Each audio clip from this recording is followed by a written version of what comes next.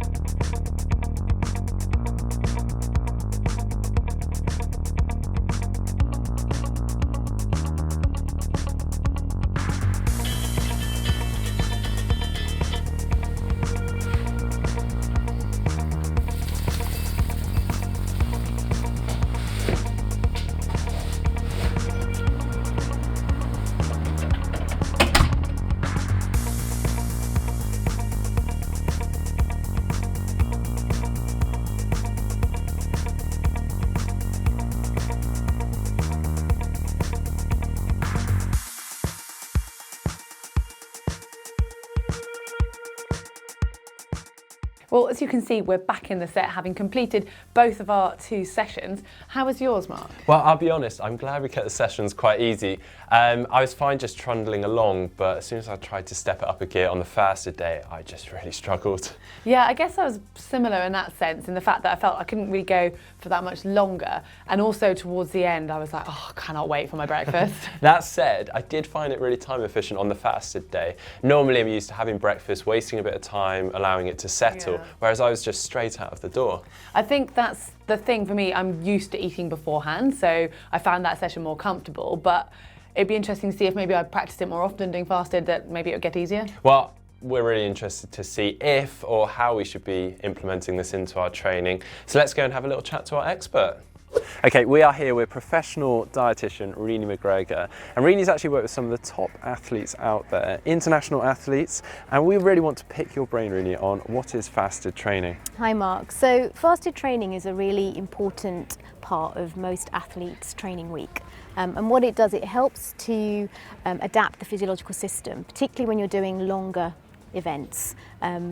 There's a bit of a misconception that it helps with weight loss, and if I'm honest, I would never use it for an athlete in terms of weight loss, but definitely to help them be able to utilise their fat stores more efficiently. That's what you tend to be wanting to use it for. So when would we fit fasted training into our training programme, and how often? So the ideal time would actually be breakfast, just before breakfast, because obviously you've got that natural fast from your evening meal before you eat again in the morning, and that just makes it easy. You can wake up, go and do your session, and then come back and have your breakfast. But for some people that doesn't work. For some people, you know, if they have to go to work and they've got a really early start, that's just not going to happen. So they have to fit it in during the day, and that's fine. The main focus will be about making sure you're carb depleted when you're doing it in that way. So you need to make sure you've had 4 to 6 hours gap between your last carbohydrate-based meal or snack, and you can do it in that way as well. In terms of how often, you have to be really careful. Some people will think they'll do it every single day, and that is not good for the immune system.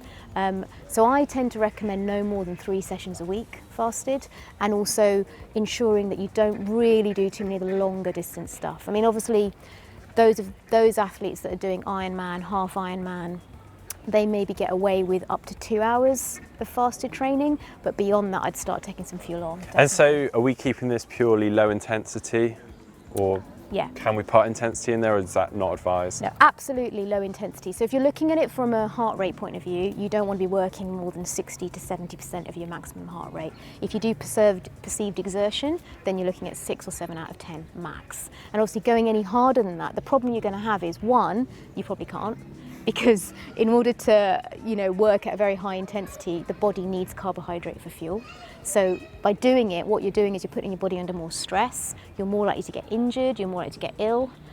So you can't do those hill sessions, threshold sessions, any of those in that fasted state. Right, I always understood it as you couldn't eat full stop, but you're saying you just need to be carb depleted. So does that mean we can eat a little bit before we head out in the morning? Absolutely. So I think, again, there's this misconception of why you would go carb, you would go fasted. But the whole idea is to train your body to use more fat for fuel.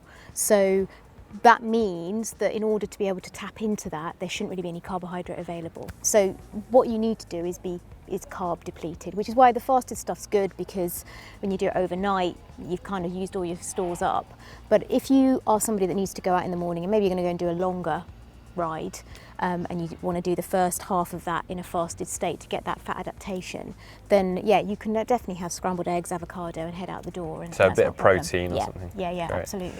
Okay, so say we're out on a ride, what should we take on during the actual ride? So the main aim is, I would say, don't go beyond 2 hours without any fuel. So I always recommend athletes, if they're doing this sort of fasted, carb depleted riding, that they should only do up to 2 hours. And then beyond that, you really need to start taking carbs on, because otherwise you're really putting your body under stress. The other benefit, obviously, to take the carbs back on afterwards is that you need to train your body to use carbs. So in race day, you are still going to be relying on carbohydrate to get that performance. And the whole point of the fat adaptation stuff is that you are getting more effective and efficient at using fat for fuel, so that you can spare your carbohydrate for as long as possible. But if you don't take carbs on during long rides or long training sessions, the problem is you down-regulate your body's ability to utilise carbs. So it's still really important that you do train like you do for fasted training, that you take on carbohydrates as you would in a race. Absolutely. So someone starting out with fasted training, it might be a real shock to the system. So should they progressively build it up? Absolutely. And also remember, it has to be done in a low intensity. I've definitely made that mistake before. It can't. I've got so many athletes that come to me and go, "Oh, I did my hill session and I did it in fasted state," and I'm like, "Why?" You can't do that. So start really slow. Start with like maybe 20 minutes. Build it up 30 minutes, 40 minutes, and then up to the hour. And like I said, no more than probably 2 hours max. Okay, brilliant. Thank you very much, Renee. Worries. Well, that was certainly interesting, and clearly fasted training isn't just a myth, and if it's used correctly, it can be beneficial to you. Yeah, and if there are any other methods or theories that you'd like us to look into, do let us know in the comments section below. And if you've enjoyed this, give it a thumbs up, like. And remember, you can subscribe to GTN by clicking on the globe. And if you want to watch a video on how to train when you're limited for time, just click down here. And to see our video on how to increase your run distance, just click down here.